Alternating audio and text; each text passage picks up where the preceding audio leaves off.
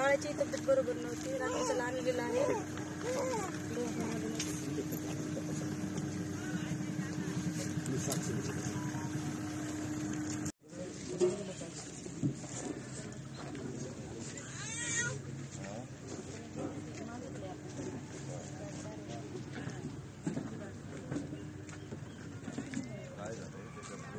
मारणार आहे हिंगोलीमध्ये 302चा त्याच्यावरती गुन्हा आहे, म्हणजे मर्डर करणारा आरोपी फरार आहे. तर तो जर ह्यांच्यावर परत अटेम्प्ट केला, हत्याकांड झालं, दलित हत्याकांड, तर राज्य वेठीस जातं. एवढं म्हणजे उपोषण करून पण जर अटक होत नसेल, आणि हा जो दुसरा आम्ही अॅट्रॉसिटीचा महाराष्ट्रामध्ये बघतोय, गुन्हा दाखल केला की दरोड्याचा टाकायचा, 353 टाकायचा, ही योग्य नाही ना. न्याय मागायला यायचं का आम्ही तिकडेच फाशी घ्यायची अशी स्थिती झाली. न्याय मागायला आलं की जेलमध्ये डीवायएसपी म्हणतात वर या, तुमच्याशी चर्चा करायची, आणि लगेच अटक केली. आज ते लोकांना जामीन नाही, कुठून पैसे आणणार. त्यात शिक्षक सुद्धा एक फरार आहे, त्याला आरोपी केले विनाकारण. एवढं गुन्हेगार माणसं दलितांवर हल्ले करतायत, त्याची पार्श्वभूमी पुण्याची. आणि टाकणारी घटना परळीमध्ये घडलेली आहे. परळीच्या या तहसीलदार कार्यालयासमोर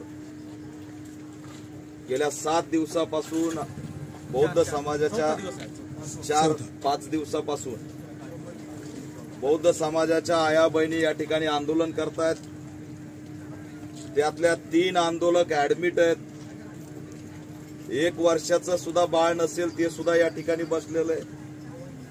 म्हणजे महाराष्ट्रामध्ये आमच्यावरती कशा पद्धतीने अन्याय होतोय आणि न्याय मिळत नाही अशी गंभीर स्थिती या ठिकाणी झालेली आहे.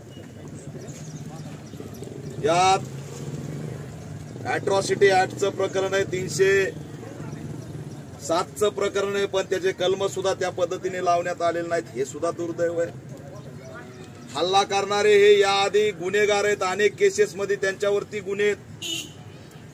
आणि या ठिकाणी आमचे उद्योगधंदे म्हणजे आमची मक्तेदारी, इतर जातीने काही त्यात धंदा करू नये, भूमिका घेऊ नये, आपला आर्थिक उदरनिर्वाह करू नये अशी असणारी स्थिती तयार झालेली आहे.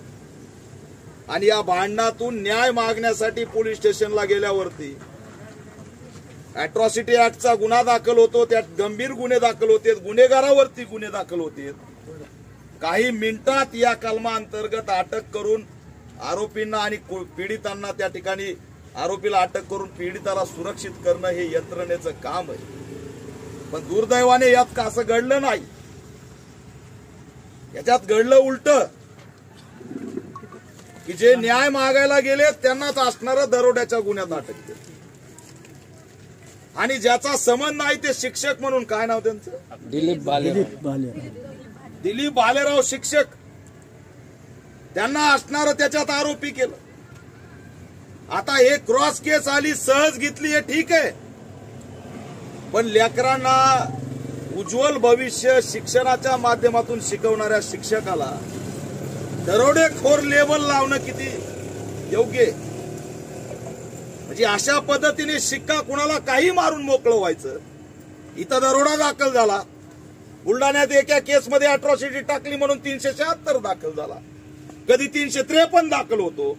म्हणजे अॅट्रॉसिटी ऍक्टचा गुन्हा दाखल करणं, न्याय मागणं गुन्हा झालाय का अशी स्थिती आहे. आज त्या सगळ्या लोकांना अटक केलं म्हणून कुटुंब इथं येऊन बसलंय. आणि ज्यांनी असणारं याच्यात मारहाण केली, जे आरोपी आहेत अॅट्रॉसिटीचे, ते अटक नाहीयेत, त्यांना अटक करा म्हणून हे सगळे माहिती या ठिकाणी आंदोलन करत आहेत. पोलीस यंत्रणेला माझं आव्हान आहे की पॅन्थर आणखी जिवंत आहे. मी काल सुद्धा डीवायएसपी साहेबांना विनंती केली की महाराष्ट्राचं वातावरण नीट नाही, आम्हाला वातावरण महत्वाचं आहे, कायदा व सुव्यवस्था महत्वाचं आहे, आम्ही बाबासाहेबांचे लेकर आहेत. जर आमच्या आया बहिणींना या ठिकाणी न्याय मागण्यासाठी 5-5 दिवस बसावं लागत असेल तर अतिशय संतापजनक घटना आहे, अतिशय लाजिरवाणी घटना आहे.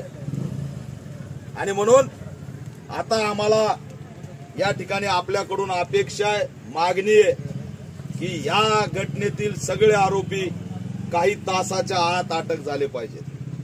एवढंच नाही तर या ठिकाणी या कुटुंबाच्या घरी पोलीस संरक्षण मिळालं पाहिजे. कारण आम्हाला कळतंय की समोरचा जातीवाद्यातला एक आरोपी हा 302च्या प्रकरणातला आरोपी आहे. यांचं जर हत्याकांड केलं तर महाराष्ट्र वेठीस धरला जाईल. यांचं जर काही जीवाचं बरं वाईट झालं तर दलित अत्याचाराची राज्यातली सर्वात मोठी घटना घडेल. म्हणजे आम्ही माणसं मेल्यावरच जागे होणार आहेत का अशी स्थिती आमच्या पुढे तयार झालेली.